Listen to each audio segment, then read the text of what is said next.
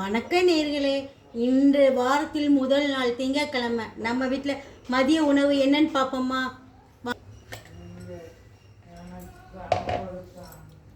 கொத்தமல்லி சாதம், கொத்தமல்லி சாதம். அதுக்கு சைடிஷ் பெப்பர் எக்கு,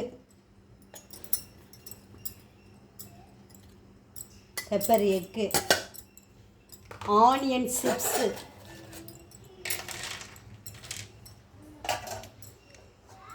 தயிர் சாதம்,